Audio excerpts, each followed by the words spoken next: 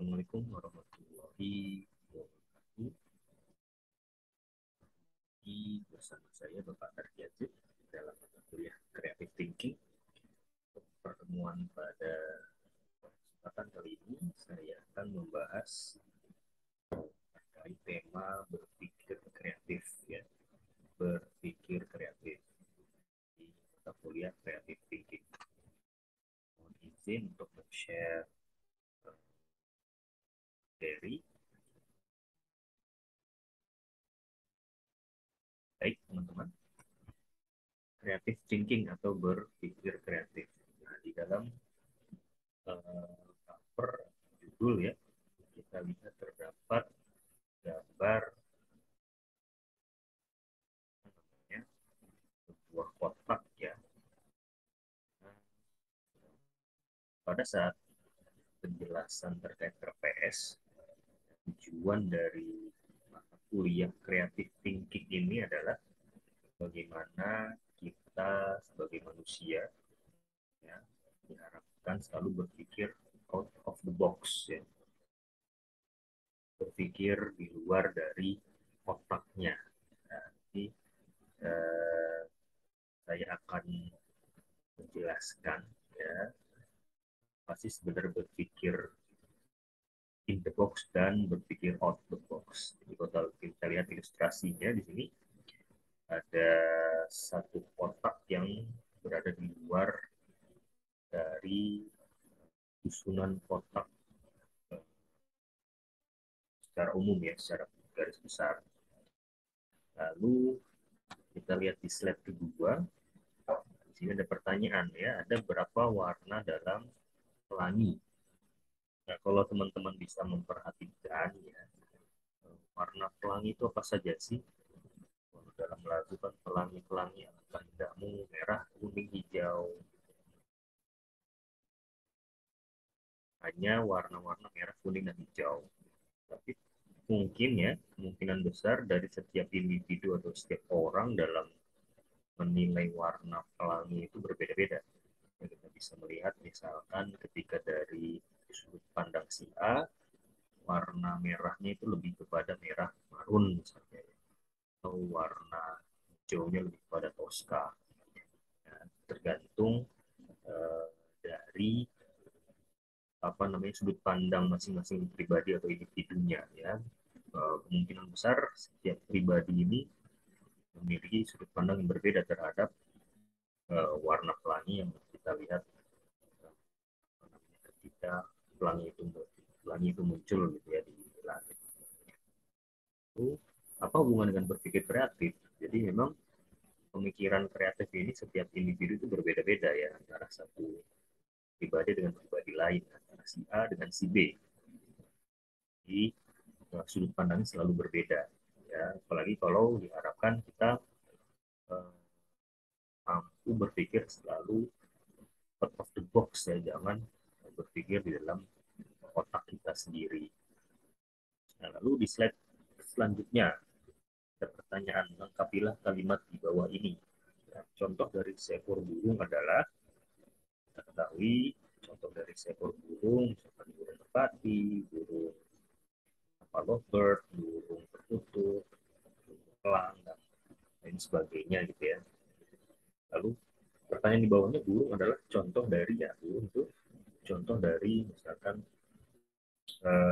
apa namanya hewan berkaki dua, ya, telur, dan lain sebagainya. Jadi memang pada dasarnya adalah setiap individu ini dalam berpikir, ya, dalam menjawab sesuatu hal pasti akan berbeda satu dengan yang lain, tergantung dari si individunya itu apakah mampu berpikir kreatif, apakah mampu berpikir out of the box, ya.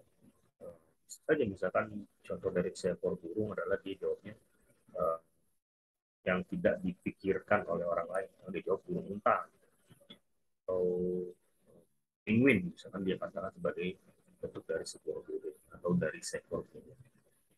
Lalu di slide selanjutnya, nah, kalau kita lihat apa yang Anda baca dari tulisan yang tersembunyi sebagian ini, ya. Bisa kita lihat kebanyakan orang pasti akan menjawab tulisan sebagainya adalah di kreatif. Kemungkinan besar sekitar 90-80%, 90 sampai 80% orang yang jawab di kreatif. Tapi bisa saja di sini kalau kita jadi seorang pribadi yang kreatif ya, di kreatif, tapi juga bisa dijawab dengan rekreatif.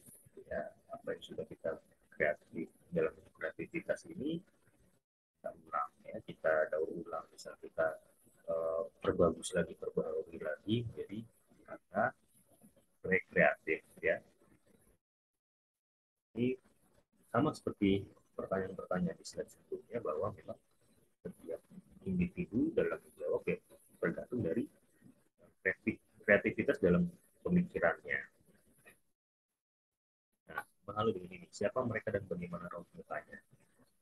Kalau kita lihat ini gambar terbalik, satu adalah sebelah kiri ini adalah George Bush ya, dan sebelah kanan Bill Clinton, sama mantan Presiden Amerika Serikat.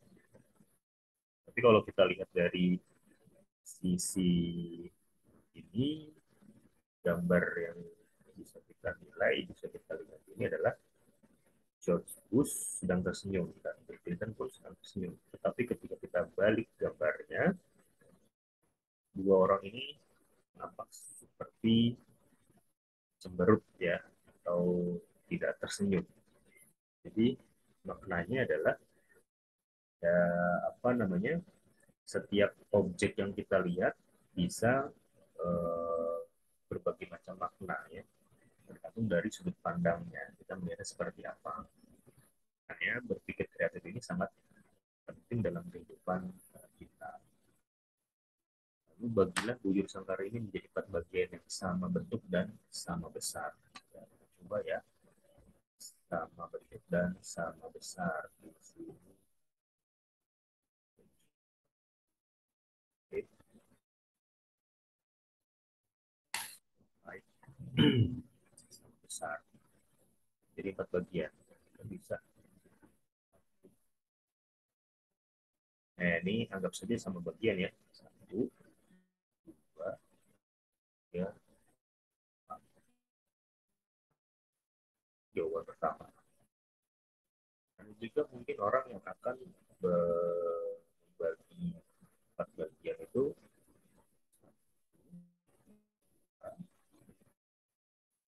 ya, 1, 2, 3, 4. Nah, ini anggap saja ukurannya sama ya, sama bentuk dan sama besar. Jadi antara jawaban pertama yang tadi sebelumnya dan ini beda. Ada juga mungkin orang yang akan berpikir kreatif itu dia membaginya aja kan. 1, 2,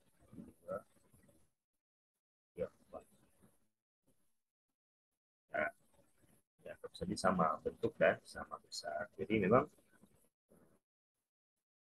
opini atau pendapat orang ya, jawaban orang terkait pertanyaan ini pasti akan berbeda tergantung dari sudut pandang orang yang apa namanya dimiliki ya, sudut pandang pribadi itu pasti berbeda. Atau misalnya ini bisa 1, 2, 3, 4. Banyak cara yang bisa kita lakukan ya, tergantung dari tingkat kreativitas dari pribadi itu sendiri. Lalu slide selanjutnya, seluruh jawaban Anda atas pertanyaan di atas menunjukkan kotak berpikir ya. Apa itu kotak berpikir? Ya, thinking of the box. Jadi ada konsep, pola, kategori, stereotip, penilaian, ide, paradigma, hipotesa, kerangka berpikir, dan mental model. Jadi setiap orang dalam kotak berpikirnya pasti mempunyai konsep. Dia memiliki pola, kategori-kategori yang ada, penilaian terkait stereotip, ya, ide-ide cemerlang yang dihasilkan, paradigma, hipotesa, jawaban sementaranya, gitu ya, hipotesa, kerangka berpikir dan meta model. Setiap orang ini memiliki kotak berpikir masing-masing ya. Tentu kotak berpikir ini sama antara satu dengan yang lain. Ya, misalkan kita memiliki konsep apa namanya berbeda ya dalam jawab beberapa pertanyaan tadi. Ya. Tapi bisa saja hipotesanya sama, ya, jawaban sementaranya sama. Misalnya yang tadi ya, raut wajah dari Presiden Amerika Serikat ya, ada George Bush dan Bill Clinton. Konsep berpikir kita apa namanya terkait dua gambar ini misalnya ya, jadi berbeda gitu ya. Satu misalnya kita melihatnya George Bush ini terlihat seperti muram, padahal kita lihat kalau dari sudut pandang terbalik, gambar terbalik ini ya senyum gitu ya. Tapi itu kesannya bahwa kesimpulan atau jawaban sementaranya itu bahwa kedua gambar ini memiliki makna yang berbeda. Jadi memang setiap pribadi ini, individu ya, pribadi atau individu ini memiliki tingkat kotak berpikir atau kreatif thinkingnya itu berbeda-beda. Lalu berpikir selalu membutuhkan kotak ya. You cannot think without box, so don't even try. Jangan uh, berpikir tanpa kotak ya. Jangan so don't even try. Jangan apa namanya melakukannya. Coba untuk melakukannya. Kotak apa yang kita gunakan untuk berpikir? Ya? Berpikir dengan berpikir di luar kotak dan berpikir dengan kotak yang baru atau berbeda. Kita berpikir di dalam kotak uh, in the box ya. Jadi apa namanya apa yang kita pikirkan, konsep-konsep tadi, paradigma, hipotesis ya, apa namanya masih mencakup hal yang sama. Ya. Ketika kita berpikir di luar kotak, mungkin akan berbeda dengan orang lain, gitu ya. Jadi kita harus berpikiran out of the box. Contoh, ketika ada satu konten kreator gitu ya, konten kreator teman-teman pernah melihat apa namanya eh, tentang tutorial ya tutorial terkait hal yang memang menurut kita eh, apa ya biasa-biasa saja maksudnya mungkin apa sih kok ya video seperti ini dibuat gitu ya kalau contoh misalkan ketika ada saya pernah menonton atau melihat tutorial bagaimana cara memasang regulator gas 3 kilogram gitu ya nah itu sebenarnya eh, dengan kita tidak menonton pun ya itu bisa kita lakukan tetapi banyak ada beberapa pihak yang beberapa orang yang beranggapan bahwa memasang pipa regulator gas 3 kg itu adalah suatu kesulitan jadi mereka membutuhkan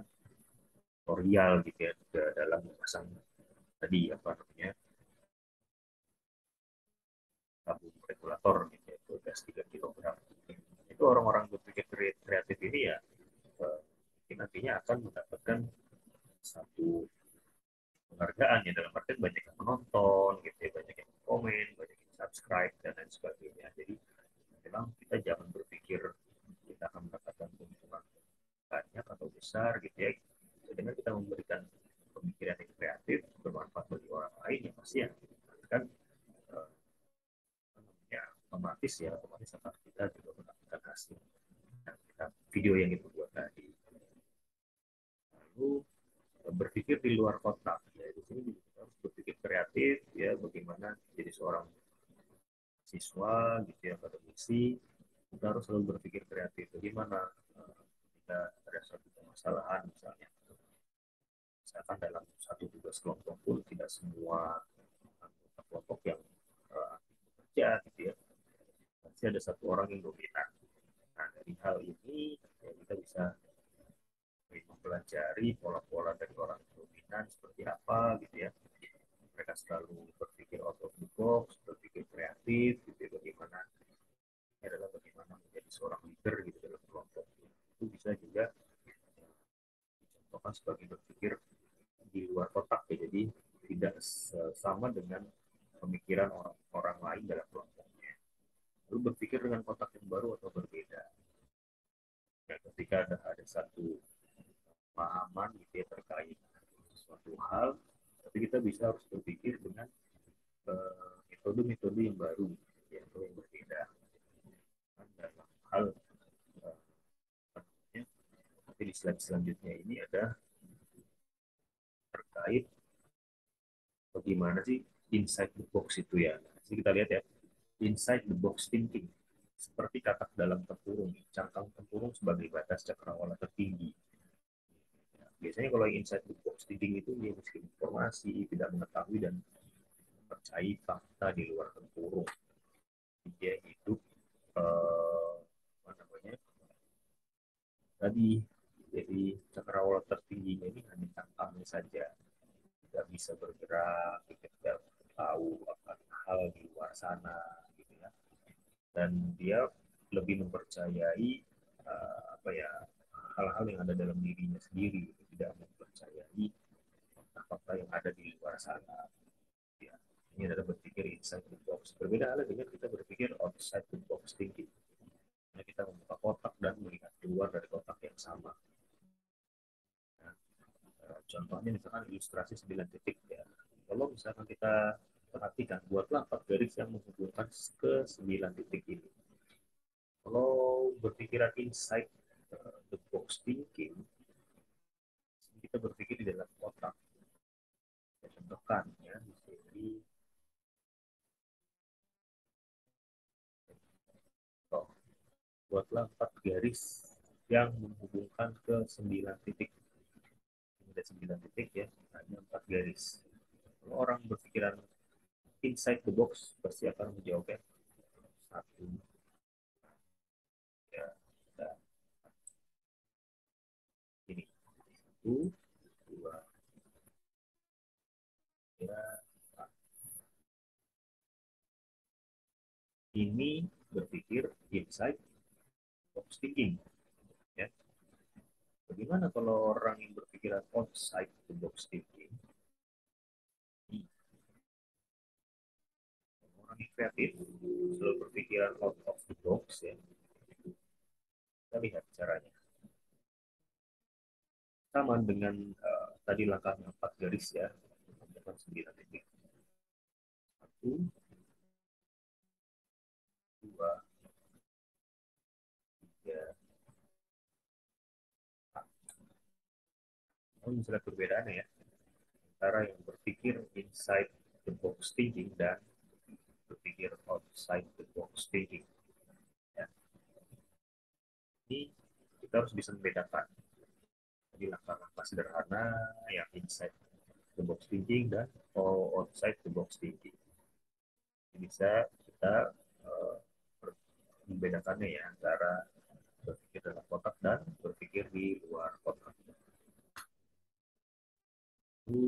Slide selanjutnya. Coba teman-teman juga bisa membuat langkah ya, dari buat lampat garis yang menghubungkan 4 ke 9 titik ini. Boleh dibuat, kalau tadi saya sudah mencontohkan yang inside the box thinking dan outside the box thinking. Boleh silakan untuk membuat gimana sih menghubungkan 4 garis ini dengan pola outside the box thinking ya. Jadi saya mau tahu ada yang bisa teknik yang lain atau tidak ya. Jadi harus berpikir kreatif ya. Jadi silakan teman-teman dipraktekkan langkahnya di contoh yang tadi sudah saya buat. Nah, teman-teman bisa dibuat di kertas, lembar kertas gitu ya, pola ini, dan dibuat dengan konsep yang lain. Nanti coba saya mau lihat kolom komentar gitu ya, di sisipkan gambar ataupun apa teknik tadi konsep the box thinking. Lalu ini outside the box thinking. Temukan 3 benda yang sama dan membentuk garis lurus vertikal, horizontal, dan diagonal. Itu saja, ini kan lingkaran ya. Mungkin Jadi temukan jawabannya di luar kotak. Jadi ini kalau orang yang berpikiran tidak kreatif gitu ya, dia akan wah, kok sulit, bagaimana caranya ya membuat ini, apa, pasti tidak akan berpikiran seperti ini. Di jawabannya adalah ada di luar kotak gitu. Lingkaran-lingkaran dibuat lingkaran baru di luar, tarik lagi dari sana. Karena kan di dalam rule-nya pun, ya dalam aturan ya tidak ada. Ya, dituliskan ditemukan tiga benda yang sama dan membentuk garis lurus. Tidak disebutkan tidak boleh objek itu di luar kotak misalnya. Tidak disebutkan seperti itu. Kita juga bisa membuat pola seperti ini. Jadi kita bikin X. Untuk, ya kan? Ini juga kita bikin. Jadi, ini kita bikin. Nah ini kalau kita berpikir kreatif gitu ya, orang bisa box thinking ya, seperti ini jawabannya. Tidak terpaku terhadap pertanyaan-pertanyaan yang ada, tapi juga harus berpikir ini role seperti ini, tidak, bahwa dalam artian tidak diperbolehkan untuk menjawab di luar kotaknya. Benar-benar harus memang dalam berpikir kreatif ini harus ditelaah lebih dalam gitu ya, apa sih maksud atau makna dari pertanyaan tersebut. Ini kalau ketika teman-teman pernah mengikuti tes psikotes gitu ya, lalu ada tes IQ, ya, pertanyaan-pertanyaan itu, nah itu harus mengasah apa namanya, daya nalar kita gitu ya. Kita mampu memahami apa yang diperintahkan, kalau ya IQ-nya bagus. Atau ketika menjawab pertanyaan-pertanyaan apa eh, dalam hal pertanyaan itu terkait tes CPNS gitu ya. Kalau kita tahu pola-polanya itu kita mudah gitu dalam mengerjakannya. Terus berpikir kreatif juga. Lalu in a new box thinking, kita membuat apa namanya, menjawab pertanyaan dengan kotak yang baru. Nah, di sini meninggalkan kotak lama dan memakai kotak baru untuk berpikir. Ya. Drop everything, lakukan segala hal. Hal-hal berpikir dalam kotak yang baru ini ya karena kita meragukan segala hal, karena kita berpikir lalu prop the possible, menjajaki segala kemungkinan dari kotak yang sudah ada, kita jajaki apakah benar mampu kita perbarui kotak tersebut, lalu di verge yang memancarkan dalam berbagai bentuk yang berbeda. Ini jawaban-jawaban yang ada kita buat dalam bentuk-bentuk yang berbeda. Tadi contohnya tadi ya, bisa box thinking termasuk dalamnya. Jadi yang sudah ada kita perbarui lagi menjadi suatu hal yang baru, dan ada inovasi-inovasi yang terjadi. Lalu menentukan dan menyeleksi sesuai kebutuhan. Sesuai kebutuhan apa gitu ya? Bagaimana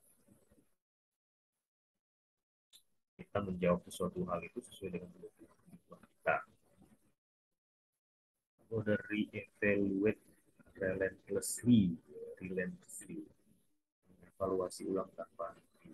Sama seperti pengetahuan sebenarnya, ilmu ya, ilmu itu juga terus akan terus berkembang selama masih ada orang-orang kreatif ya, itu akan terus berkembang.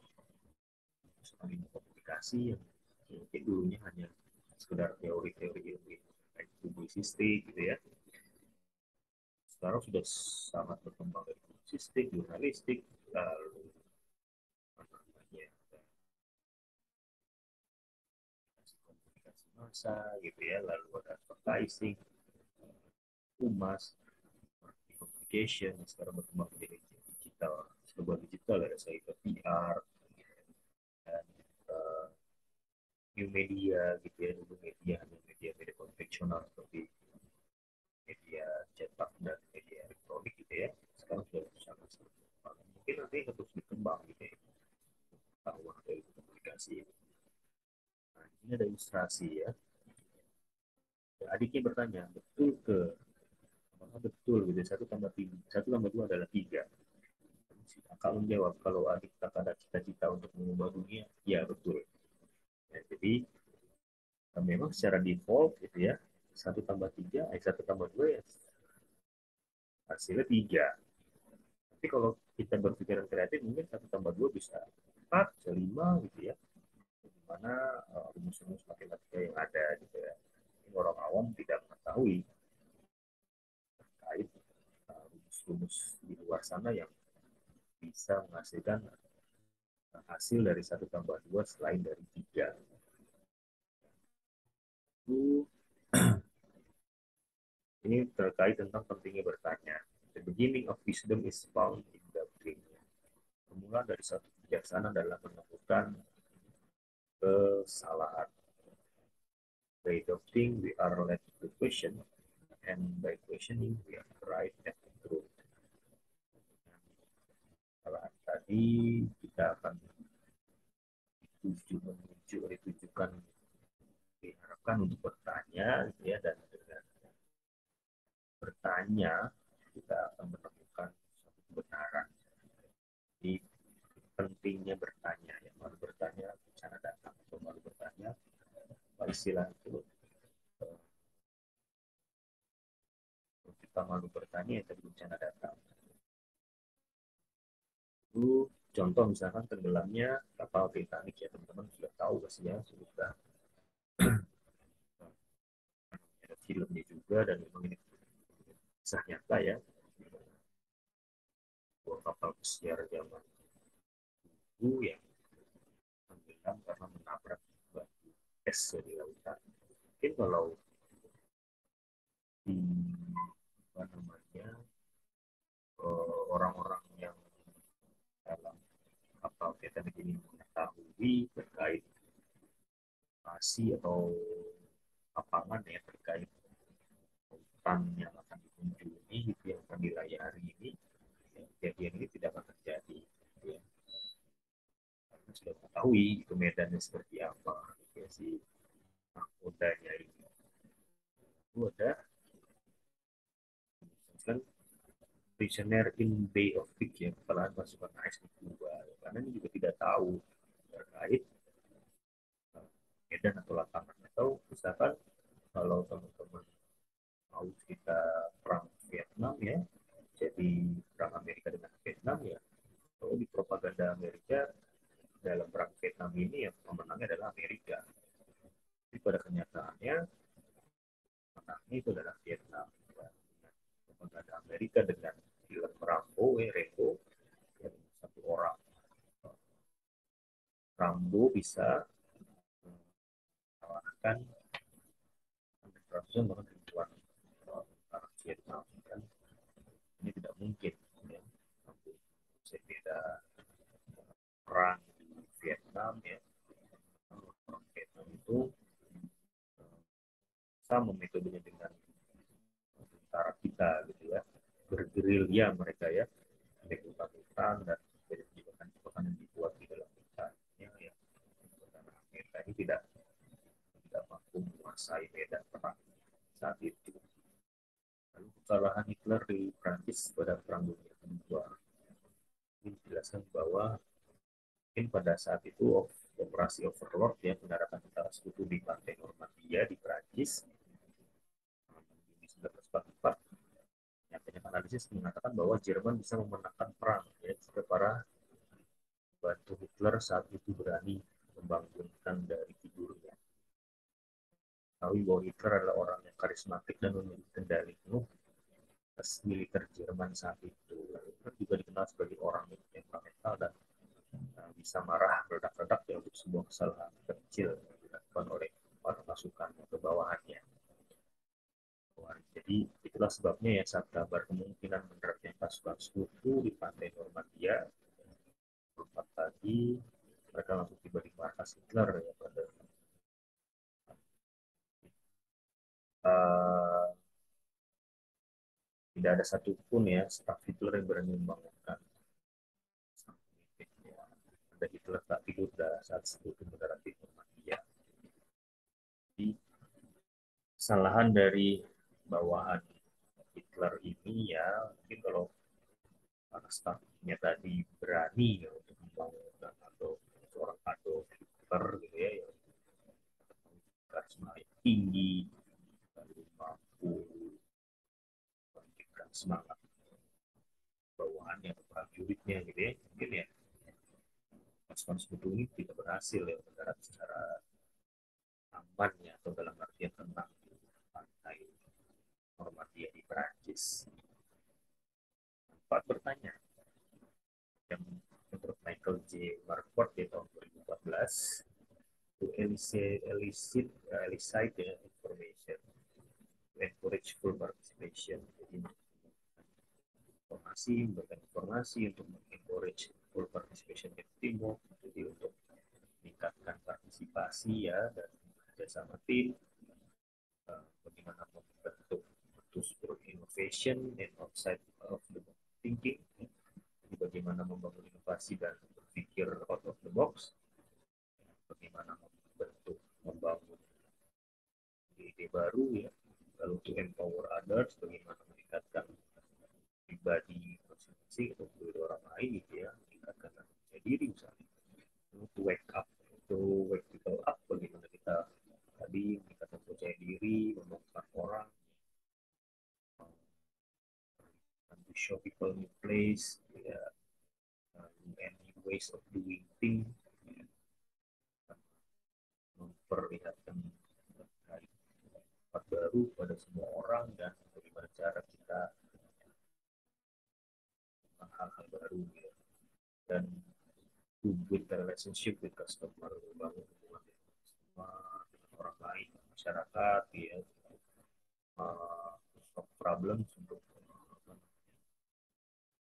menyelesaikan masalah yang ada, membantu orang lain ya, dan banyak hal.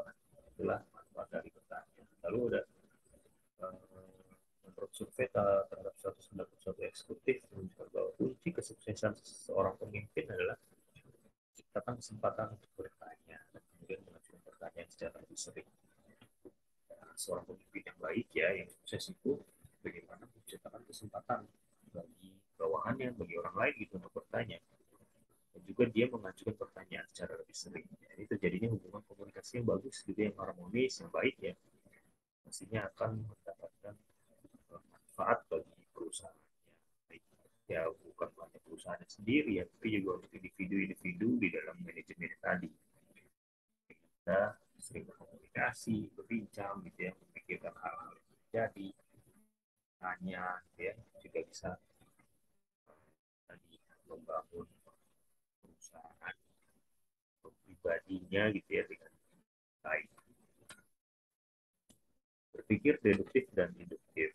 Ya, within you, ini adalah di dalam diri kamu ada ide, hipotesis, teori, metamodel, aksiom, prinsipal ya tadi, bagaimana berpikir otak ya, otak berpikir kita maksudnya. Lalu in front of you, the world around you, experience, observation, the market, all customers, dan lain sebagainya.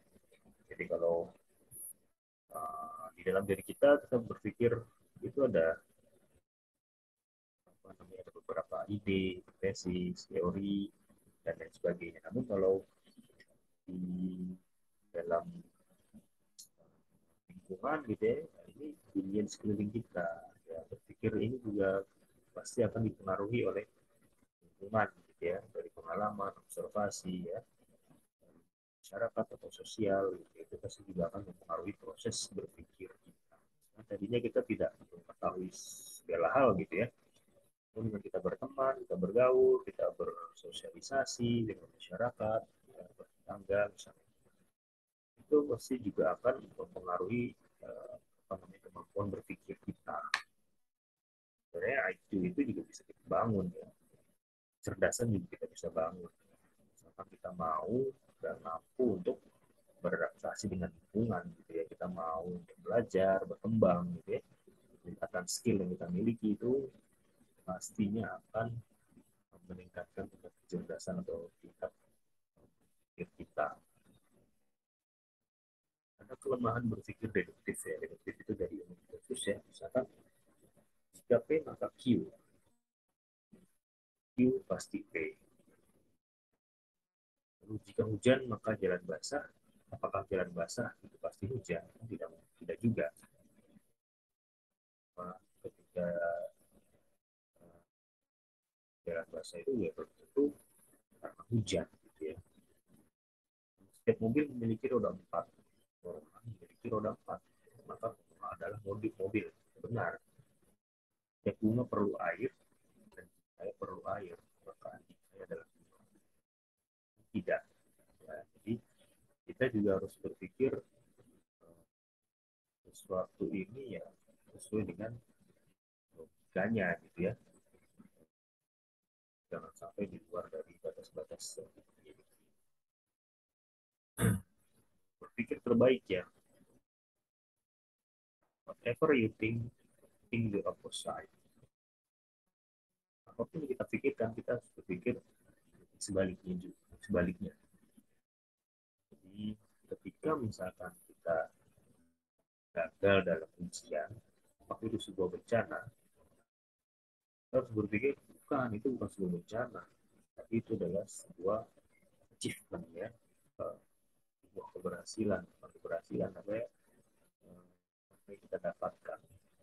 Ya, maksudnya ya itu jangan kita jadikan sebagai bencana, tapi dengan kegagalan itu kita anggap sebagai sukses yang tertunda, misalnya ya. Jadi kita harus berpikiran seperti itu. Ini di bahasa saja, don't go to university.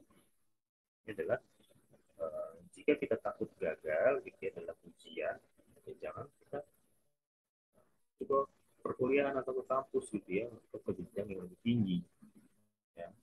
Orang yang mudah menyerah, gitu ya, mudah gagal, ya pasti pribadinya juga tidak akan berkembang gitu ya. Stuck di situ-situ saja. Kita harus berkembang kalau ada kesalahan, kekurangan, kegagalan gitu ya, ya kita harus selalu apa namanya diri kita gitu ya, kita harus berkembang lebih baik lagi. Contohnya ya teknik dalam lompat tinggi ya, contohkan saja ketika dulu sebelum Olimpiade Meksiko tahun 1968 gaya atau teknik dalam lompat tinggi itu seperti ini. Ada yang kalau teman-teman bisa browsing ya, di sini ada ya, until the Mexico Olympic of 1968 ya, the customary way for a high jumper to cross the bar was with his body parallel to it. Ya, itu teknik known as the Western Roll. Dulu ya, sebelum Olimpiade tahun 68 ya Western Roll. Jadi membayangkan pernah bermain karet ya zaman SD. Kita kalau lompat kan pasti kaki kita yang itu ya, kita lompat dengan kaki. Tapi di sini ada namanya Dick Foss Buari ya, Dick Foss Buari. Nah, dia menciptakan teknik atau metode lompat yang dikenal dengan Fosbury Flop.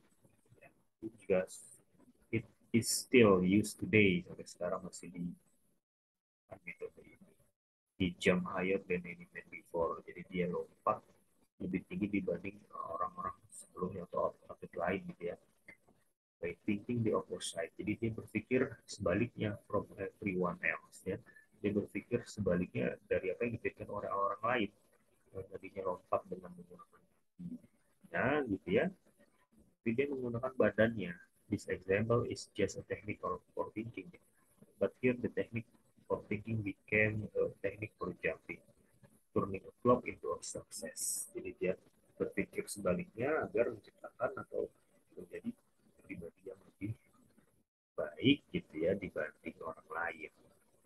Kalau misalkan teknik, bagaimana sih teknik mahasiswa-mahasiswa yang katakan kumlot, nah itu yang masa studinya cepat, ya itu bisa kita pelajari gitu ya. Mereka pasti berpikir tidak seperti orang lain gitu ya. Tidak seperti mahasiswa lain, hanya berpikir ke kuliah itu yang 4 tahun misalnya ya. Jadi mereka bisa menyelesaikan studinya dengan waktu di bawah 4 tahun gitu ya. Itu pasti kan memiliki teknik-teknik sendiri gitu ya dalam menyelesaikan perkuliahan tadi. Itu bisa menjadi pelajaran gitu bagi kita. Pikir analogi ya. Contoh Southwest Airlines belajar mengurangi waktu pemberhentian pesawatnya dengan melihat bagaimana tim balap mobil melakukan pit stop. Jika kita lihat mobil balapan mobil itu pit stop, nah itu menjadi satu dijadikan analogi oleh Southwest Airlines agar ya tidak terjadi delay misalnya. Lalu Motorola belajar dari Domino's Pizza untuk mengurangi waktu produksinya. Merek Hewlett Packard ya Packard atau HP yang bahkan mesin printer dari bagaimana dia mengadopsi cara bekerja mesin pembuat kopi. Ya,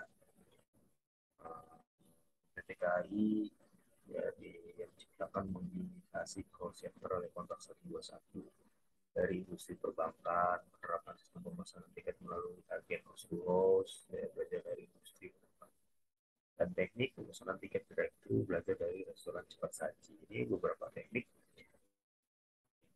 atau perusahaan-perusahaan yang contohkan oleh perusahaan-perusahaan besar ya bagaimana mengadopsi teknik metode dari perusahaan. Nah, itu bisa. Kita juga harus banyak belajar, mengembangkan kemampuan kita, skill kita ya, itu yang kita perlukan saat ini. Selalu berpikir kreatif dan selalu berpikir kreatif.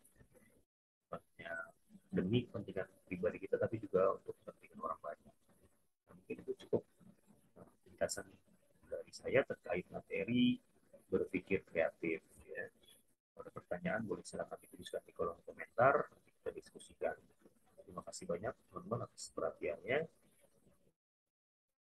Kalau ada kesalahan, kekurangan dalam penyampaian materi ini, saya akhiri. Wassalamualaikum warahmatullahi wabarakatuh.